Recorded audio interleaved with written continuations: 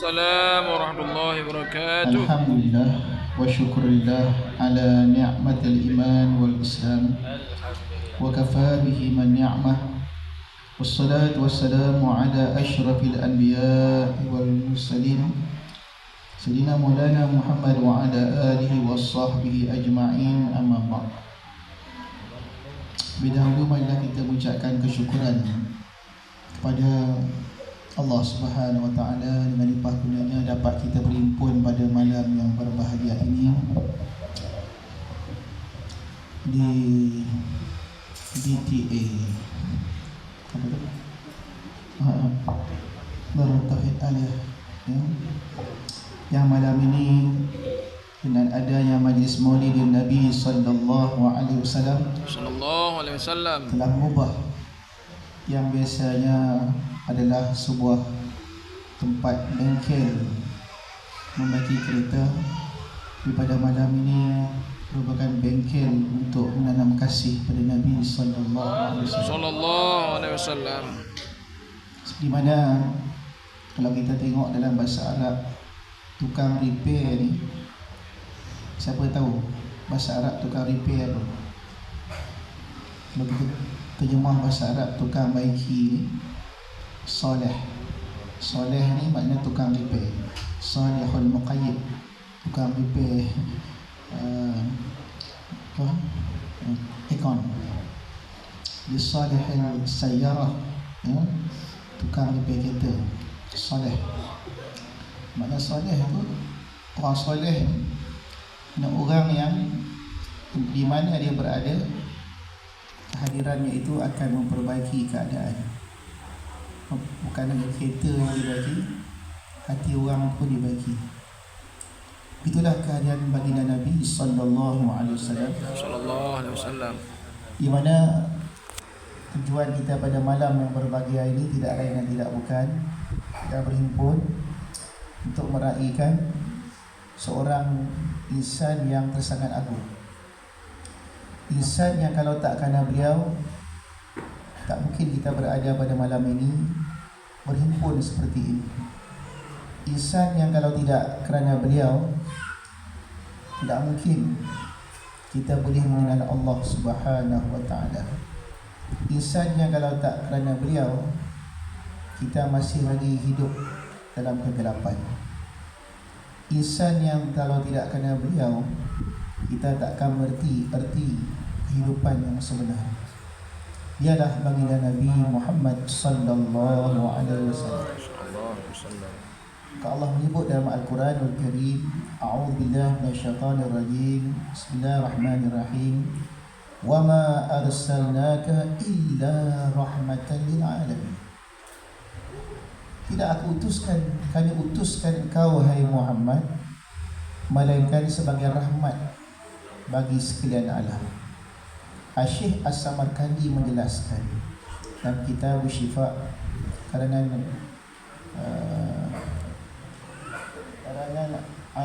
Al-Qadi Ayat, mana menyatakan apa makna rahmat. Apa makna rahmat? Rahmat bagi nisbah orang beriman hidayah.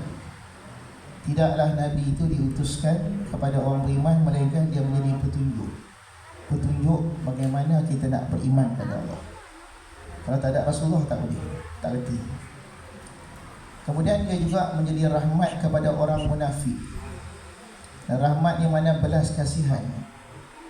Macam mana Rasulullah menjadi rahmat bagi orang munafik? Orang munafik ni zaman Rasulullah, walaupun Rasulullah tahu siapa munafik itu, la yuqtal, mereka tidak dibunuh. Selagi mereka tak terang-terang menentang, mereka tidak dibunuh. Dan juga mereka juga, Rasulullah juga menjadi rahmatan lil kafirin. Rahmatan lil kafirin. Macam mana Rasulullah menjadi rahmat bagi orang kafir? Kerana Rasulullah adalah satu-satunya Nabi pada zaman dia itu, zaman dia hidup, siksaan kepada orang kafir itu ditunda di hari kiamat. Allah. Nabi kita tu rahmat bagi alamin. Orang beriman, orang munafik, orang kafir sekalipun merasai rahmat bila baginda Nabi sallallahu alaihi wasallam tu ada. Bagi orang beriman, hidayah. Bagi orang munafik, tak dibunuh. Bagi orang kafir, takhirul azab, ditakhirkan azab. Itulah baginda Nabi kita Muhammad sallallahu alaihi wasallam. Rahmah. Sebab tu baginda kita Nabi sallallahu alaihi wasallam dikarenakan sifatnya yang tersangat penyayang itu, rahmat yang ada dalam hati baginda itu, rahmah yang ada dalam hati baginda Nabi sallallahu alaihi wasallam itu, seperti mana yang semua kita maklum bagaimana peristiwa ketika baginda berdakwah di Taif, dibaling dengan batu. Dakwah beliau tak terima. Kita kurang mengaji sirah Rasulullah sallallahu alaihi wasallam. Kalau tuan-tuan selak dalam Ibn Hisham ni satu orang ulama yang mengarang kitab sirah. Kalau tuan-tuan tengok dalam tu, pada permulaan kitab Ibn Hisham itu dikisahkan banyak dakwah-dakwah baginda Nabi sallallahu alaihi wasallam yang tak diterima. Bukan semua orang terima dakwah Rasulullah. Dan antara mereka yang tak terima itu yang menentang adalah penduduk Taif. Baginda dalam kitab Ibn Hisham itu diceritakan kadang-kadang dibaling batu, kadang-kadang dilempar dengan tai unta, kadang-kadang dimaki hamun. Kita tak tahu. Kita tahu sikit je tentang sirah baginda Nabi sallallahu alaihi wasallam. Oh, baginda melalui ujian, cobaan. Baginda melalui fitnah di zaman beliau berada di Mekah.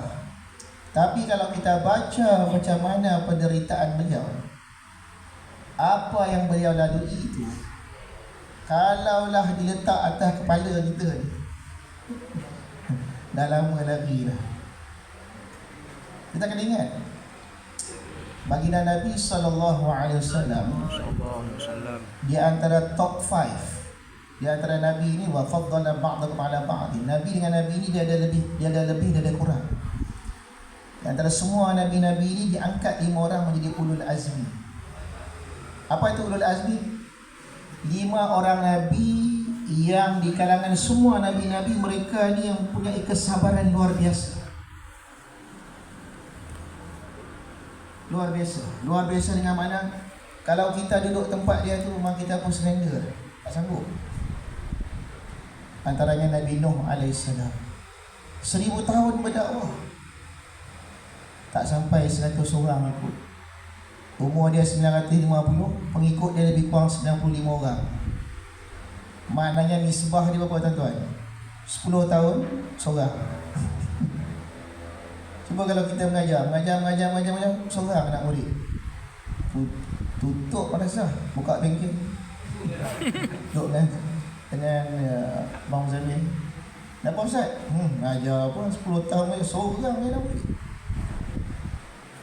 Baginda Nabi Nuh alaihissalam 950 tahun, 90 lebih, 90 orang je ikut. Maka dia juga tergolong ulul azmi. Nabi Isa alaihissalam cobaan nak berat, nak dibunuh oleh kaumnya, sehingga Allah mengangkat dia ke langit nak selamatkan dia, nak selamat pada umat dia sendiri. Dia khianati oleh pengikutnya sendiri, jadi ubah rupanya bentuk seperti rupanya. Maka beliau juga tergolong sebagai ulul azmi. Begitu juga Nabi Ibrahim alaihissalam dan nabi-nabi yang lain. Tapi antara semua yang 5 orang itu, tangga teratas, siapa tangga teratas ulul azmi? Muhammad Rasulullah sallallahu alaihi wasallam. Maknanya apa tuan-tuan? Maknanya beliau merupakan nabi yang paling berat cobaan. Nabi yang telah tidak ada satu cobaan yang ada pada nabi-nabi yang lain tapi ditanggung oleh baginda Nabi sallallahu alaihi wasallam. Sebab itu dia ranking 1. Dan yang satu, asyadul bala al-anbiya, thumma al-awliya, thumma al-ulama, thumma al-amsal fal-amthal. Orang yang paling dahsyat cobaannya itu para nabi. Para nabi paling dahsyat cobaannya, paling berat sekali. Kemudian barulah para awliya, para wali-wali Allah. Kemudian barulah turun kepada para ulama, turun lagi kepada orang-orang soleh dan orang-orang seumpama mereka itu. Kalau begitu, kalau kita mengaku mencintai Nabi sallallahu alaihi wasallam, mengaku ingin mengikuti jejak baginda Nabi sallallahu alaihi wasallam, di saat kita dicoba, kita tinggalkan Nabi sallallahu alaihi wasallam. Kita tinggalkan agama beliau. Kita tinggalkan perjuangan agama. Bagaimana kita nak bertemu dengan Rasulullah sallallahu alaihi wasallam? Bagaimana kita nak berdepan dengan baginda Nabi sallallahu alaihi wasallam? Tersebut Al-Kisah. Pada zaman Sultan Abdul Hamid, ya, ada seorang hamba Allah. Kalau zaman tu panggil apa? Pasha ni menteri lah. Dia menteri, sebenarnya menteri. Salah seorang menteri, dia punya ketua tentera dia. Ya. Yang mana beliau ni ketika Sultan Abdul Hamid berada di hujung pemerintahannya itu,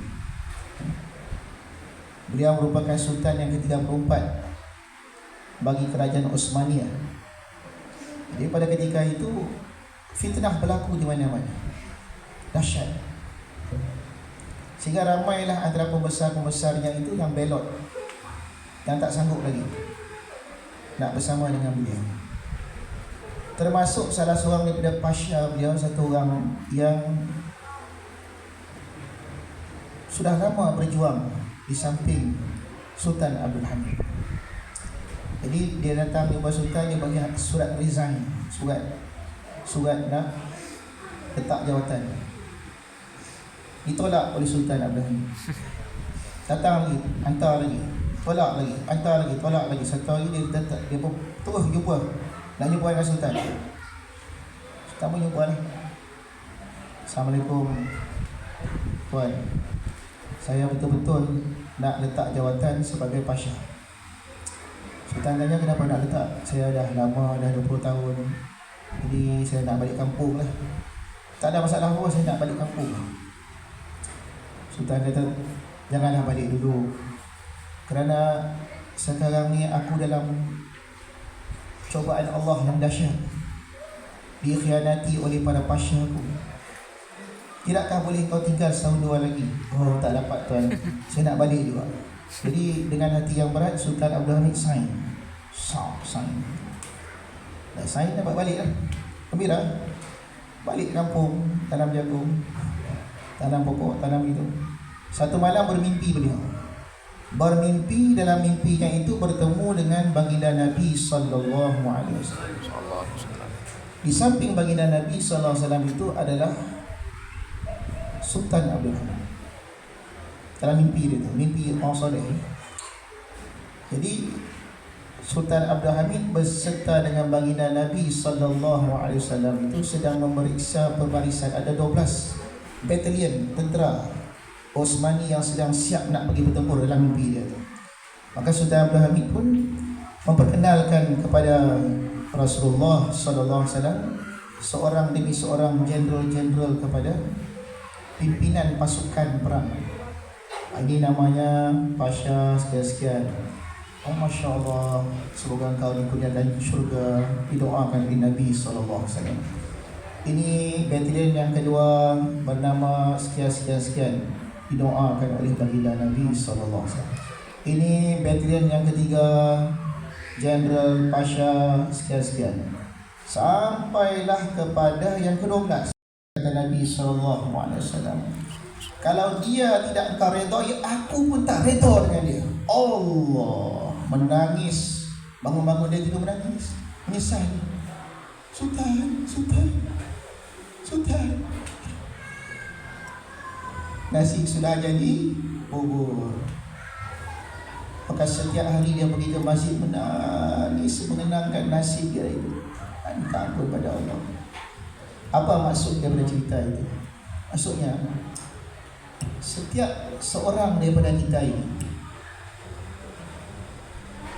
apabila kita telah meletakkan komitmen kita dalam satu-satu perjuangan walaupun kecil, misalnya saya nak menjadi seorang pembantu madrasah, saya nak jadi lawyer kepada pertubuhan Islam ini, saya nak jadi orang yang hari-hari menghantar makanan kepada pondok ini. Jangan kita memandang khidmat kita itu kecil, sepele atau sepele. Alah, khidmat aku ni kecil je, aku tolong je, tak ada apa-apa pun, tak pandang pun, tak dipandang pun. Jangan kita memandang kecil. Kerana khidmat kita itu sebenarnya, sedar atau tak sedar, kita sedang diperhatikan oleh Rasulullah sallallahu alaihi wasallam. Kerana kita kena faham, amal yang kita buat ini selain dibentangkan ke hadapan Allah Subhanahu wa taala, ianya juga dibentangkan kepada baginda Rasulullah sallallahu alaihi wasallam. Amal-amal kita ini dilihat oleh baginda Nabi sallallahu alaihi wasallam, dilihat oleh orang-orang tua kita yang telah meninggal dunia. Semua ada hadis-hadisnya. Dia Rasulullah tahu, kenal. Oh, si fulan ini tukang sapu sampah di Madrasah Aliyah. Oh, si fulan inilah yang selalu menjenguk ke Darul Tauhid memberi makanan. Oh, si fulan inilah kalau ada permasalahan, dialah mempertahankan agama di dalam mahkamah, mempertahankan Islam. Apa pun jadi dia akan berdepan. Jangan kita memandang sepele khidmat kita itu. Jangan kita jadi seperti jenderal yang telah melepaskan tanggungjawabnya, sedangkan Allah dan Rasul sudah meletakkan tanggungjawab itu di bahu. Sebab itu kena sedar, ayuhal tilmis, ayuhal talabah, ayuhal talib, ayuhal ikhwan, wahai sahabat, wahai murid, wahai diriku, jangan kita memandang kecil apabila kita diberi peluang, walaupun kecil peranan kita itu dalam agama ini. Kerana peranan kita itu ada hubungannya dengan baginda Nabi sallallahu alaihi wasallam. Dalam arti kata yang lain, apabila kita meraihkan kelahiran baginda Nabi sallallahu alaihi wasallam dalam majlis Maulid Rasul itu, ianya ada kaitan dengan rahmat, ianya ada kaitan dengan pengampunan dosa, ianya ada berkaitan dengan khidmat kepada agama, ianya ada kaitan kepada kerasulan, ianya ada kaitan dengan memperjuangkan agama. Itu pengertian Maulid Rasul. Bukan sekadar apa itu Maulid Nabi, apa baca iba'i. Apa isi dabai itu? Tak tahu, tapi sedap lah. Tapi isi dia tak tahu lah. Tak apalah, baguslah. Tarikan pertama kita senang mendengar dendangan-dendangan nasyid, dendangan-dendangan apa yang disebut dalam Maulid Adiman, dengan nasyid yang indah, dengan bait-bait syair yang sedap didengar telinga. Itu peringkat awal. Tapi apa yang lebih penting dan mustahak ialah menghayati kenapa kita meraihkan Maulid Rasul. Jangan kita lupa, orang yang pertama meraihkan Maulid Rasul secara besar-besaran adalah Sultan Muzaffar. Sultan Muzaffar. Siapa Sultan itu? Dia adalah salah seorang Sultan yang berada di Mesir ketika itu.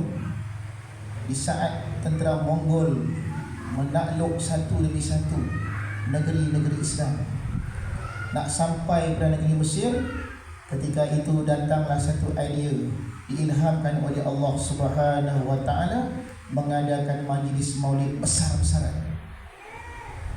Dan datang pada khemahnya itu, bisikan pada dirinya, kalau kau mau kejayaan, kalau kau mau umatmu menang, tidak kalah pada tentera Mongol, tanamkan kasih pada Rasulullah sallallahu alaihi wasallam kepada rakyatnya.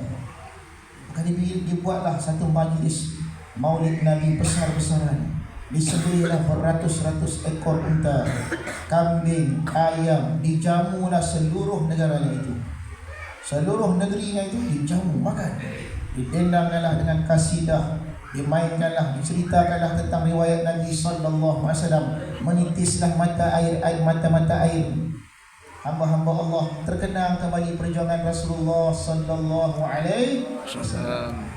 Di saat peperangan itu, tentera Mongol pertama kalinya kalah. Tak berjaya menakluk. Tak boleh nak menang. Ini barakah daripada kecintaan melalui Maulid Rasul. Dan hikmah-hikmah yang datang melalui Maulid Rasul tak berhenti. Dari dulu sampai sekarang, sampai akan datang.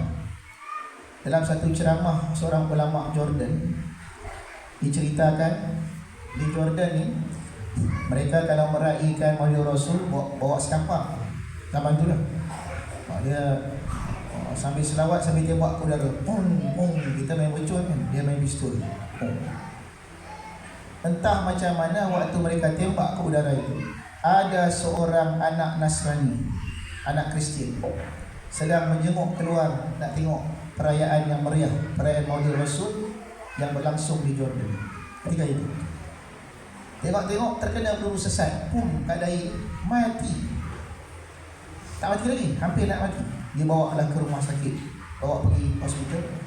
Menangis-nangis lah mak dia, macam mana ni. Dia bawa lah rumah sakit paling hebat kat situ. Tak boleh buat apa. Dikejar pula rumah sakit ataupun hospital pakar-pakar daripada Amerika pun tak boleh buat apa. Maut, nak mati. Dan akhirnya doktor pun dah tak boleh buat apa. Tik mati. Keluarlah doktor itu bertemu dengan ibu kepada budak Nasrani. Puan, minta maaf, kami tak dapat menyelamatkan anak puan. Menangislah maknya ni. Berteriaklah dia, Hei Muhammad, kau tengok pengikut kau ni, pengikut umat kau ni merayakan perayaan Maulid Rasul, anak aku mati kena tembak. Macam mana ni? Gigit mak dia, terkejut semua orang. Doktor kata, macam ni lah, pergilah tengok anakmu. Masuklah dia ke dalam bilik perawatan tempat meninggalnya anak dia. Masuk anak dia duduk. Elok kan, tak ada luka pada. Sambil menjerit, ibu, tutup pintu, jangan bagi dia keluar. Tutup tingkap. Ibu dia tengah, kenapa ni? Tu, Muhammad. Masya Allah, seorang budak Nasrani. Terkejut satu hospital, semua datang tengok. Masya Allah, ya Habib, ya Allah. Marah. Macam mana boleh ikut? Oh my God. Tengok, tak ada apa, kesana. Dan ketika itu doktor-doktor yang menyaksinya semua mengucap syahadah, asyhadu an la ilaha illallah wa asyhadu anna Muhammadar Rasulullah. Ditembak dalam majlis Maulid Rasul. Yang disalah, tak ada tembak. Nak cerita berkat itu kan, barakah. Cerita itu dicerita oleh satu orang ulama Jordan, berlaku benar, kisah benar. Jadi tuan-tuan dan puan-puan, saya nak bagi tahu, ini keberkatan Maulid Rasul. Ini keberkatan kita meraihkan dengan kecintaan terhadap orang yang kalau dia tak ada, kita tak kenal apa. Sebab itu dalam hati kita itu jangan sekali-kali ada perasaan ada maulid lagi, ada masak, ada Penatlah. Bila nak habis ni ceramah nampaknya jangan ada perasaan fikir. Malah dalam hati kita ini hadir saja majlis Nabi sallallahu alaihi wasallam. Ya. Set dalam otak kita itu aku sedang hadir dalam sebuah majlis yang majlis ini dihadiri oleh orang-orang yang mencintai baginda Nabi sallallahu alaihi wasallam. Qul in kuntum tuhibbunallah fattabi'uni yuhibbukumullah. Katakan hai Muhammad, jikalau mereka itu benar-benar kasih kepada aku, kata Allah, fattabi'uni, kau kena ikut aku. Ikut siapa? Ikut baginda Nabi sallallahu alaihi wasallam, yuhibbukumullah, barulah Allah mencintai. Maknanya syarat, Allah buat syarat. Jangan siapa-siapa di kalangan manusia, umatmu yang Muhammad, berani-berani nak mengaku dia cinta kepada aku kalau dia tidak mengikut sunnahmu, tidak mengikut gerak langkahmu, tidak mengikuti cara cakapmu, cara hidupmu, cara bergaulmu, akhlakmu tak diikuti, jangan sekali-kali berani mengaku mencintai. Kerana aku telah pakaikan kepada dirimu, wahai Muhammad, segala kecintaan, segala yang ku sukai, segala yang ku redai telah ku pakaikan kepada diri Muhammad sallallahu alaihi wasallam. Sebab itu para sahabat Nabi sallallahu alaihi wasallam, mereka sangat prihatin terhadap segala gerak-geri dan langkah yang dibuat oleh baginda Nabi sallallahu alaihi wasallam. Salah seorang daripada khadam beliau bernama Thauban. Kalau Rasulullah keluar rumah tak balik 3 kali nangis, tak tahu nangis sampai buah dia balik. Ya Rasulullah, tak boleh pisah. Lepas tu orang tengok dia satu hari pakai baju butang satu terbuka sini. Sahabat, kenapa kau hari pakai baju butang terbuka? Kerana baru pagi tadi waktu Rasulullah keluar daripada rumah, aku nampak butang ni satu kat sini. Aku buka satu. Buka satu. Bukan kata ni sunnah baru. Tak ada. Tengok. Sahabat. Berapa ramai pada sahabat Nabi sallallahu alaihi wasallam yang ketika hidup mereka itu naik kuda bersama Nabi sallallahu alaihi wasallam. Sampai di situ tempat ada nanti dia Rasulullah akan duduk pada dia. Duduk sebab ada nanti, sahabat pun duduk. Setelah Rasulullah wafat, ranting tu dah tak ada. Sahabat masih ni. Ranting tak ada. Oh ni. Kenapa kau duduk? Rasulullah masih ada sini, dia duduk. Jadi kami duduk lah. Macam tu. Kalau sekarang ni orang bagi taksub lah. Taksub tu pula ni. Untuk guru dia macam ni, dia pun macam tu. Cinta, mencintai. Ada di kalangan mereka itu, di saat menaiki keldai, Rasulullah sampai ke tempat dia pusing. Ada orang pun pusing juga. Dah wafat Rasulullah pun pusing. Karena bagi mereka itu segala gerak-geri baginda Nabi sallallahu alaihi wasallam pasti mengandungi hikmah-hikmah tertentu yang mungkin mereka ketahui atau mungkin mereka tidak tahu. Sebenarnya kita nak buat apa tu? Kita sedang belajar karakter Rasulullah. Kita sedang belajar sifat Rasulullah sallallahu alaihi wasallam. Kita sedang belajar macam mana akhlak Nabi sallallahu alaihi wasallam. Sebab kita nak ikut, nak tepat semirip-mirip yang boleh. Tapi kita tahu mengikut Nabi sallallahu alaihi wasallam tu zahiran wa batinan. Jangan zahiran aja. Zahir dan batin. Ini zahir dah macam Rasulullah dah. Batin macam setan. Batin. Sabar tak ada. Cinta dunia penuh. Rasulullah tu batinnya macam mana? Jadi jangan zahir aja. Batinnya itu juga mesti mengikut baginda Nabi sallallahu alaihi wasallam. Sedangkan ini yang dihormati Allah Subhanahu wa taala, saya tidaklah berhajat untuk bercakap panjang di sini. Ya. Cuma sebagai ingatan bagi diri dan tuan-tuan, marilah kita itu di akhir zaman ini berpegang betul-betul kepada Rasulullah sallallahu alaihi wasallam dan berpegang pada para ulama, para aulia yang merupakan pewaris di dunia.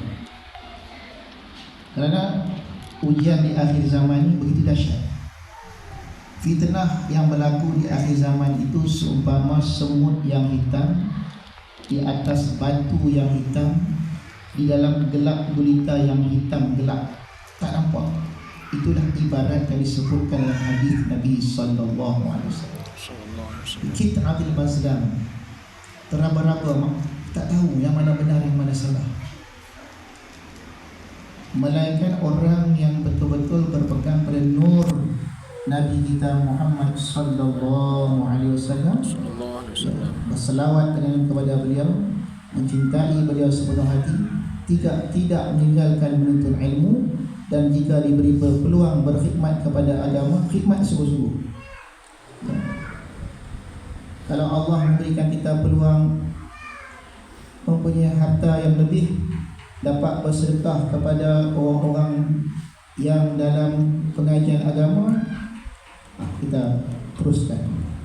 Kalau kita ni mampu memberi khidmat tenaga, kita sungguh-sungguh khidmat tenaga.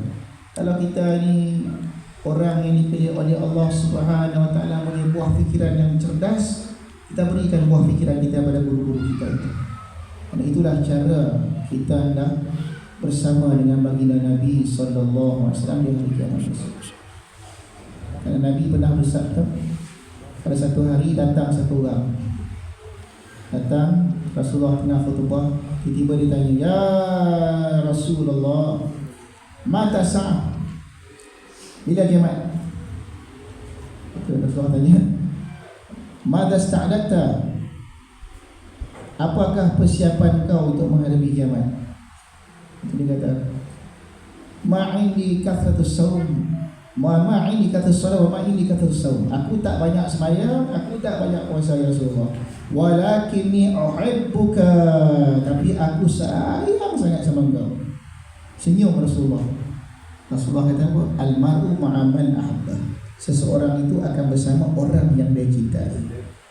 Menangis sahabat-sahabat Nabi. Kata Anas bin Malik, aku tak pernah tengok sahabat-sahabat semuanya menangis kegembiraan seperti mana aku saksikan pada hari itu, melainkan menangis kesedihan ketika Rasulullah wafat. Sahabat menangis gembira. Kenapa tuan-tuan? Kerana para sahabat menyangka kalau besok semua sudah kiamat, Rasulullah wafat, mereka juga wafat, tak mungkin mereka bersama dengan Rasulullah sallallahu alaihi wasallam dalam syurga. Kerana Rasulullah pangkatnya tinggi. Sahabat merasa mereka jauh. Tapi ketika Nabi menyebut al-mar'u ma'a ahabbah, seorang itu bersama siapa yang dia cintai. Para sahabat mencintai Nabi sallallahu alaihi wasallam, maka sudah tentu mereka akan bersama Nabi sallallahu alaihi wasallam di dalam syurga. Maka kita, kalau kita mencintai ulama kita, mencintai para aulia, mencintai kekasih Allah, mudah-mudahan kita bersama dengan mereka di dalam syurga, di dalam akhirat kelak. Dan mereka pula mencintai pula Rasulullah sallallahu alaihi wasallam. Kalau begitu mereka bersama Nabi, kita bersama mereka. Maknanya kita juga bersama dengan baginda Nabi sallallahu alaihi wasallam. Cukuplah sekian itu. Mudah-mudahan menjadi peringatan, menjadi satu perangsang untuk kita sama-sama menanamkan lagi kecintaan, menanamkan lagi perjuangan, menanamkan lagi kesabaran, menanamkan lagi keikhlasan terhadap perjuangan baginda Nabi sallallahu alaihi wasallam. Wallahu a'lam. Amma syaitan Allah bi'ilmi bana wasta'amin asrarana wa syur bin i'tibari afkarana. Allahumma zukna mahabbatan bi nabiyyika sallallahu alaihi wasallam. Allahumma zukna ya Allah, Allahumma zukna ya Allah, wajma'na ya Allah ma'an nabiyyika sallallahu alaihi wasallam fi jannati firdaus. Allahumma ja'al hadzal majlisan mar'uma. Allahumma a'tina imanan sadiqan kamilan bi mahabbati nabiyyika Muhammadin sallallahu alaihi wasallam alladhi qala la yu'minu ahadukum hatta akuna ahabba ilaihi. Tidaklah akan menjadi sempurna iman seorang itu melainkan akulah, kata Nabi, orang yang lebih dia cintai daripada hartanya, keluarganya dan segala manusia. Ya Allah, ya Tuhan kami, jadikanlah kami termasuk dalam golongan itu. Amin ya rabbal alamin. Rabbana atina fid dunya hasanah wa fil akhirati hasanah wa qina adzabannar. Sallallahu ala sayyidina Muhammad wa ala alihi wa sahbihi wa baraka wasallam.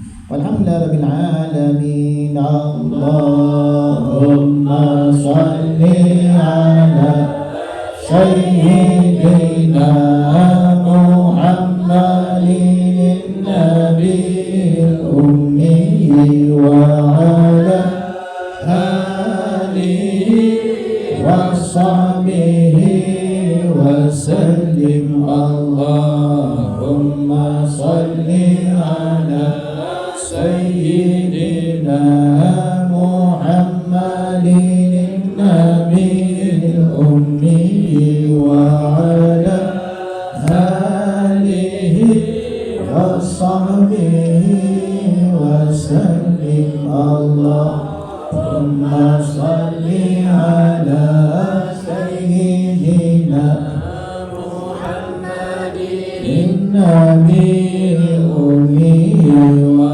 ala alihi wa sahbihi wa sallim.